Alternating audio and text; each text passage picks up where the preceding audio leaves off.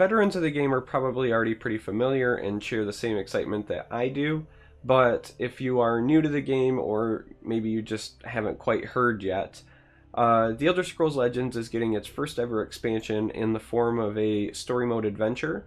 It's going to be called The Fall of the Dark Brotherhood, and it comes out on April 5th. It's available for pre-order now. The pre-order is $19.99, I believe, and it gets you access to all 3 of the adventure maps. As you complete stuff, you're going to unlock cards. There are 40 new cards, and you'll earn playsets of each of them. If you pre-order, you get a premium copy of the Night Mother, as well as a mount in Elder Scrolls Online, but you'll still be able to purchase the stuff with in-game gold after it's been released on April 5th, so that is also an option. I personally pre-ordered because I'm really excited for the premium card, and to be honest, when they announced it, I was just overcome with joy, so I just jumped right on it. But whenever they tease or announce anything for the Fall of the Dark Brotherhood, there's been a single piece of promotional art that they keep showcasing, and it is this sexy Argonian who always really kind of gets me excited for this upcoming story mode expansion. And whenever I play the Elder Scrolls games, I'm typically either a Khajiit or an Argonian.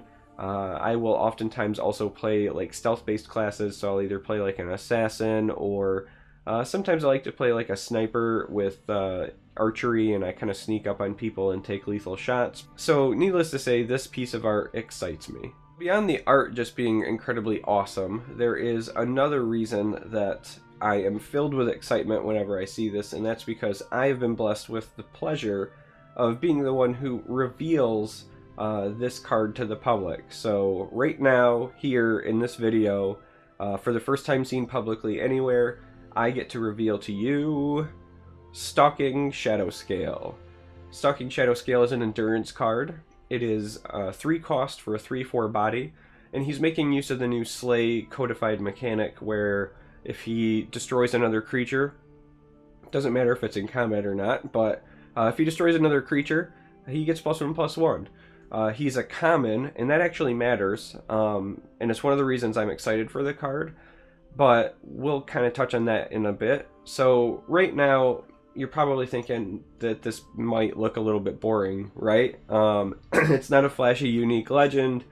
There's not a lot of text on it, but I assure you there are some reasons to be excited. So if you've ever played Endurance Control, you've probably felt the sting or the burden of trying to fit Young Mammoth into your control deck.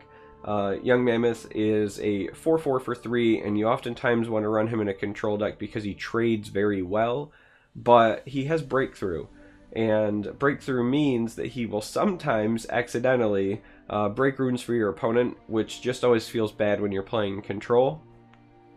Our friend Stalking Shadowscale does not have that problem. I think he is kind of perfect for control, in that at a 3/4 for 3, he doesn't have the immediate trade up power that a Young Mammoth does, but he does have some wonderful 2-for-1 potential. He eats 3 3s and then becomes a 4/2 in those scenarios, or he can eat anything smaller. Basically, if you eat him into, let's say, like a Thieves Guild recruit, he's going to become a 4/4 anyway. He's just really, really good at trading and then surviving, and that means 2-for-1s, right? Let's take the 3/3 example. Normally people who play Cunning Ally are doing so because they're expecting to get fantastic value out of the card in the form of a 2-for-1. Your Stalking Shadowscale eats a Cunning Ally and then forces them to use the Firebolt in order to kill your 4/2 that's left over, right?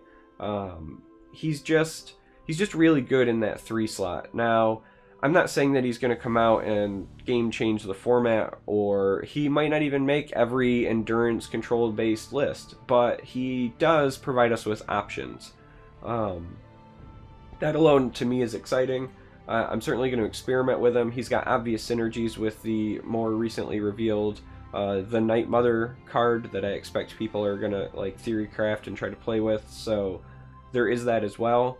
But I also want to go back to the other reason why I'm excited for him, and that's because he is a common. So if you play arena, whether it's versus arena or solo arena, you should be aware of the fact that commons are the most important thing for you to consider when you're choosing your class. Commons are going to be presented to you more than any other slot, which means that you are going to build your deck more out of commons than anything else. And so choosing attributes that have high quality commons is really important. There's a reason that so many people gravitate toward intelligence, for example. It's because Lightning Bolt is a common and it's one of the best cards in the game.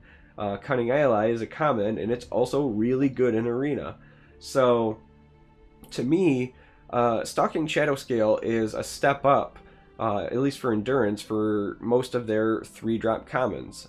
Stalwart Ally can be good, but it requires you to draft heavy endurance. Roskar Artisan actually started seeing some more use after he got the 1 toughness buff, but even still, if he buffs himself, he's only, a 3-4 at that point, which is exactly what Stalking Shadowscale is, but with room to grow. So when it comes to 3-drops and commons, there are not many as good as this. There are some that certainly rival it, and as I said, Cunning Ally before, he's fantastic, right? But for the most part, when you look at the commons that exist in the game right now at the 3-drop slot, I think that this one is very, very usable for arena, and is going to create some fantastic picks for you in endurance as a result. So I'm excited, even though the card looks really vanilla on the surface. I think that he's going to see play, and I'd love to know what you guys think. I'd love to know, if I'm entirely off base, or if you think you're going to play him in stuff not control or not arena. I immediately think of fun stuff that you could do, like the whole lethal Staff of Sparks thing that people used to do with the Venom Tongue. You could do with him and make him become, a massive, massive creature. There are some cool meme things you can do with him as well, but yeah, I'd like to know what you guys think. I'd like to know how you plan on building him, and so I'm excited, and I hope to hear from you. Thanks for watching. Thanks for sticking through the video. Even though I'm sick, I probably sound horrible. I can't tell you how many times I've had to try to film this just because I start coughing halfway through. So the fact that I've made it this far and I haven't started coughing means that this is probably the take I'm going to use. But yeah, I hope to catch you next time, and let me know what you think.